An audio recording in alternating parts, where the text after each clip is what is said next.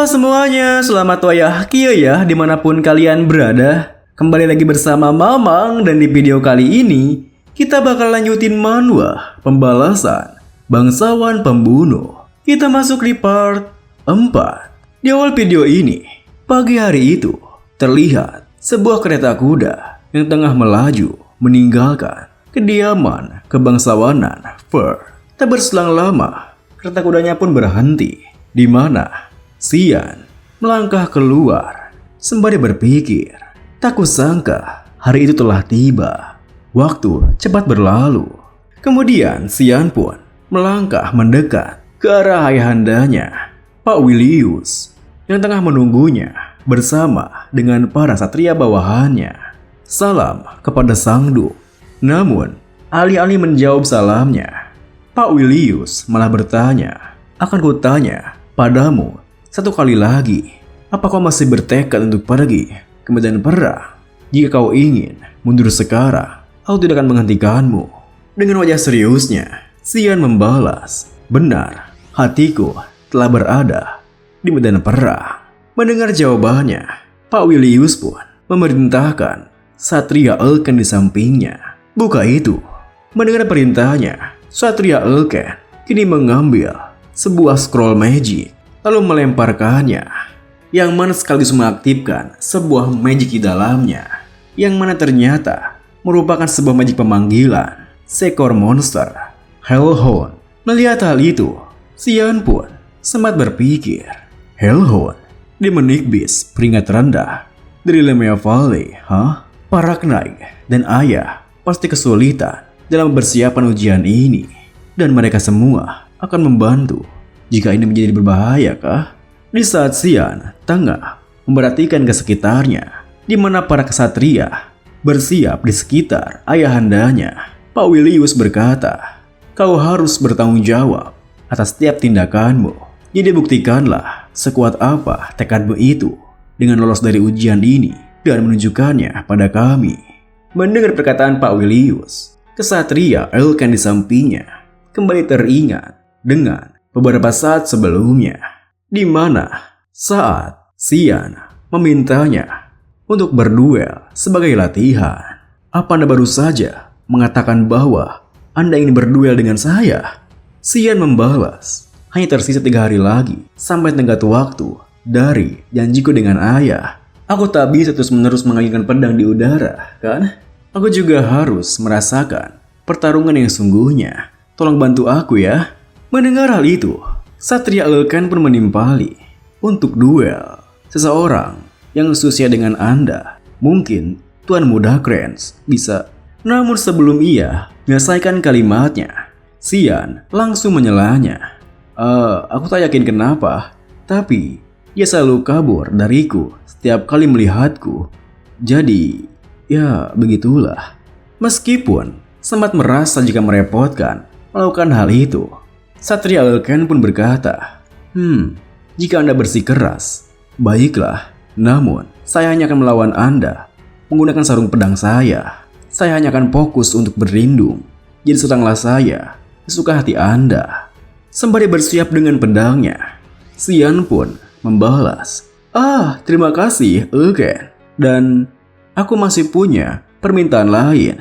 Apapun yang terjadi mulai saat ini, jangan beritahukan itu pada ayah. Ini adalah perintah." Meskipun sempat kebingungan dengan permintaannya itu, Satria Elken langsung mengangguk menyetujui permintaannya.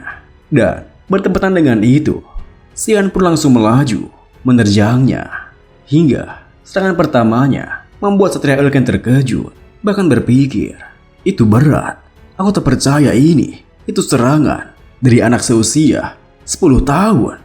Di saat Satria Elken berpikir seperti itu, Xian pun mempercepat gerakannya, di mana ia melompat, memutar tubuhnya, dan juga langsung menyerang dari arah belakang, hingga Satria Elken harus berbalik dan menangkis semua serangannya. Tak berselang lama, setelah serangan yang begitu intens, Xian melangkah mundur, lalu menuturkan, "Sesuai dugaan, aku masih belum bisa mengalahkanmu. Kerja bagus, Elken. Terima kasih telah membantuku." Mendengar hal itu, Satria Elken yang kini mengatur napasnya membalas. Kerja bagus Tuan Muda. Kini, setelah mengingat semua hal itu, Satria Elken yang menatap ke arah Xian yang akan bertarung melawan Hellhounds berpikir, aku tak percaya Tuan Muda Xian yang lemah telah berkembang sebanyak ini. Jika firasatku benar, maka sekarang Tuan Muda pasti bisa mengatasi ujian apapun yang datang padanya. Saat kemudian, Hellhounds yang telah dipanggil itu pun langsung menyerang ke arah Xian. Melihat hal itu, Xian pun seketika bereaksi, menargetkan mata kiri Hellhounds-nya. Tentunya hal tersebut tak berdampak banyak bagi Hellhounds-nya, yang membuat Xian merubah rencananya berpikir, dengan kekuatanku saat ini, bertarung melawan seekor monster masih terlalu berlebihan. Aku harus mengakhiri pertarungan ini secepat mungkin. Aku akan membunuhnya dengan serangan ini. Dengan begitu, ketika Hellhounds-nya kembali menerjangnya, Xian pun langsung menargetkan leher Hellhounds-nya. Dan dikala Hellhounds-nya terjatuh akibat lehernya yang tertebas pedang Xian pun langsung melompat dan mengakhirinya dengan melemparkan pedang rapiernya yang menancap tepat di kepalanya. Tentunya, gerakannya yang begitu luar biasa membuat para satria di sana tercengang seketika. Bahkan, Pak Willius tersenyum menatapnya.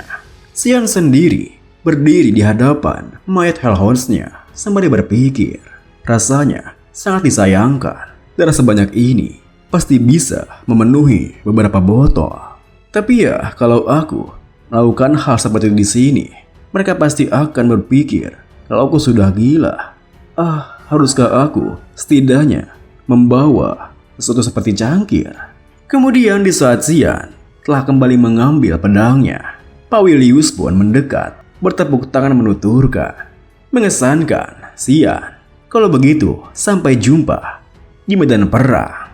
Dengan sopannya, Xian membalas, terima kasih, ayah. Lalu, di saat Pak Willius pergi meninggalkannya, tiba-tiba saja jiwa Kaeram berkata, Master, apa aku kelihatan seperti pesawat dapur bagimu?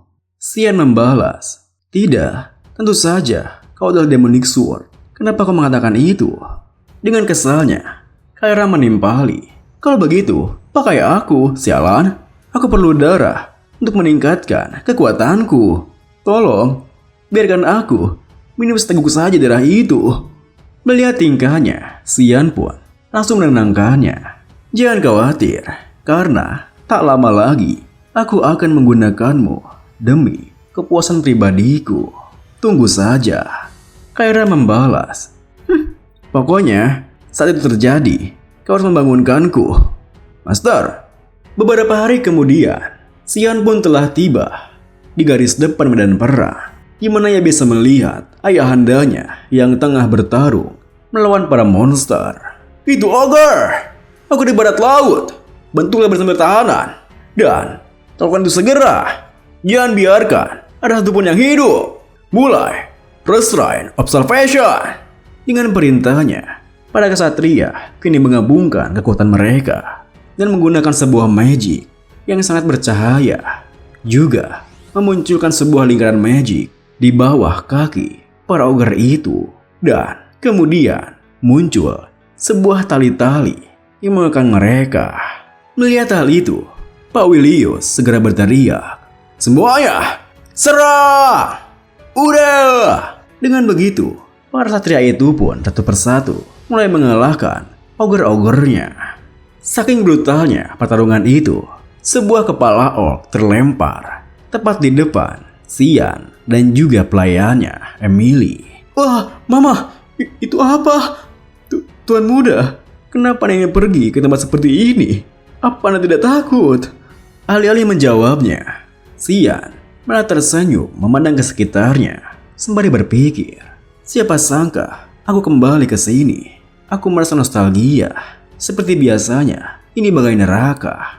Kemudian, setelah menghabisi monster ogre itu, Pak Willius mendekat ke arah Xian bertanya, Xian, bagaimana rasanya berada di garis depan? Xian membalas, ya, aku agak gugup. Pawilius melanjutkan, seperti yang bisa kau lihat, kau takkan pernah tahu kapan kau akan mati di tempat ini. Jadi, jangan pernah lengah. Mendengar hal itu, Xian pun tersenyum berkata, "Oke, akan kuingat itu ayah." Kemudian, dikala para satria itu melanjutkan peperangan mereka, Xian pun hanya terdiam memperhatikan sembari berpikir. Di barisan depan, situasi seperti ini sudah sangat umum.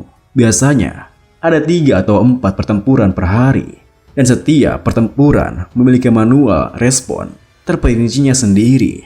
Dengan advance knight yang handal sebagai inti, mereka membereskan semua monster yang mencoba melewati baris depan.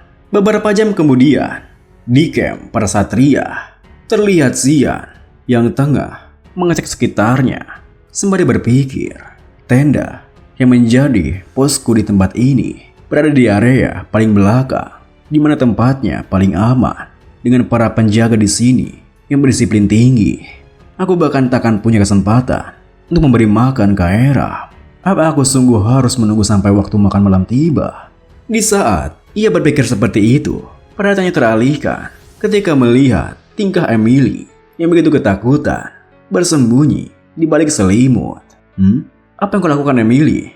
Emily yang sangat ketakutan membalas, "Bukankah Sang Duk sudah bilang pada kita bahwa kita tidak akan tahu kapan dan di mana kita akan mati?" Xian membalas, "Tak bisa aku percaya. Kalau begitu, kenapa aku tidak mengemas barang-barangmu saja dan pulang?" Dengan teriakan kesalnya, Emily menimpali, "Anda pikir saya bisa? Padahal Anda bahkan tak bisa melakukan apapun tanpa saya. Dengan monster yang ada di mana-mana ini, jika saya melarikan diri, siapa akan mengurus Anda, Tuan Muda? Ayo bergerak, sudah hampir waktunya makan malam." Dikala Emily pergi meninggalkannya, Xian bertanya, "Hei, Emily, bagaimana dengan mantel yang aku minta?" Namun sayangnya Emily tak menjawab perkataannya, hingga Xian pun jengkel padanya. "Hais, apa aku harus mengusirnya? Beginikah cara dia memperlakukan majikannya?" Beberapa saat kemudian, setelah makan malam, Xian mempersiapkan kepergiannya ingin menyimpan sebuah boneka sebagai samaran di kasurnya. Ini seharusnya sudah cukup, kan? Di saat Xian mempersiapkan hal itu, Emily terbangun dari tidurnya. "Apa Anda mau keluar untuk berlatih? Bahkan di tempat ini, Tuan Muda?" Xian membalas, Iya, apa aku membangunkanmu?" Sembari mengusap matanya, Emily menimpali, "Anda rajin ya, Sang Duk pasti bangga pada Anda jika ia tahu." Sembari melangkah pergi, Xian berkata, "Sudah ya, aku pergi. Jadi tolong urus hal-hal seperti biasanya. Aku saat ini tengah tidur. Paham?" Emily pun mengangguk, lalu kembali tidur. "Oke." Sembari bergerak mengendap-endap di luar tendanya, Xian berpikir, karena ini barisan depan, tugas jaga malam biasanya diperkuat. Jadi, jika aku tak bergerak pada saat ini, bergerak ke sekitar dengan bebas nanti akan sulit. Dengan begitu, Xian pun menggunakan gerakan ketiga, teknik Thick Fog, Fox Descent, hingga akhirnya ia berhasil meninggalkan camp tempatnya di belakang. Kalau aku tidak salah ingat, seharusnya ada banyak sekali monster di tempat ini. Ini tempat yang sempurna untuk menggunakan Kaera. Benar bukan? Kaera mendengar panggilan tuannya, jiwa Kaera pun muncul, membalas, aroma darah yang kuat ini, Master. Kayaknya aku tidak bisa menahan diri. Cepat, biarkan aku menebas sesuatu." Dengan begitu, di saat para monster Hellhound menyerangnya, Xian pun bergerak, memuaskan hasrat bertarungnya. "Baiklah, Kaera, ini dia. Kita akan lakukan sesuai maumu." Dengan teknik Fog Sword, Rushing Fog Storm, Xian berputar-putar, menghabisi para Hellhound di sekitarnya. Tak berselang lama, setelah menghabisi Hellhound tersebut, Xian menancapkan sebuah pipa agar darah mereka tak berceceran. Lalu Xian pun menuangkan darah mereka ke sebuah cangkir yang ia bawa sebelumnya. Dan ia pun langsung meminumnya. Ini baru mantap. Bagus, kita akan terus berlatih seperti ini. Ya kan, Kaera? Kaera membalas, Ini pertama kalinya aku merasa sangat segar setelah bangun. Menurutmu, bakal sampai berapa lama kita akan menjadi lebih kuat dengan membunuh anjing-anjing ini? Xian menimpali. Jangan cemas, malam tidak berlalu dengan cepat. Dan monsternya ada sangat banyak. Kairam yang begitu bersemangat berkata, "Oh, aku jadi sangat semangat sekali tuanku." Sementara itu, di sebuah jalan pinggiran tebing terlihat sekelompok rombongan kereta kuda yang tengah melaju lumayan kencang. Di antara kereta kudanya terlihat sebuah kereta kuda mewah yang ditumpangi oleh seorang wanita muda dengan pelayannya.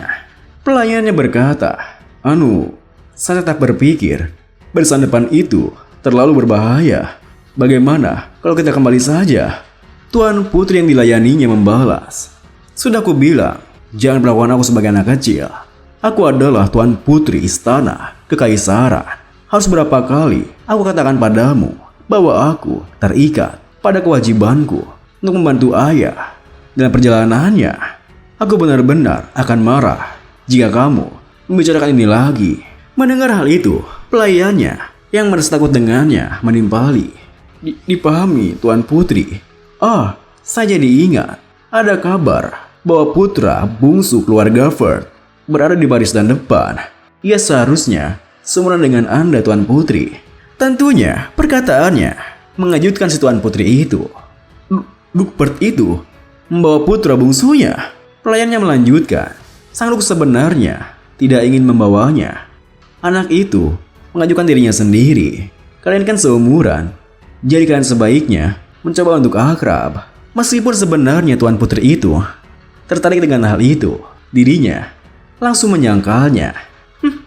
Mana mungkin aku peduli dengan hal sepele begitu? Lupakan. Aku mau tidur sejenak saja.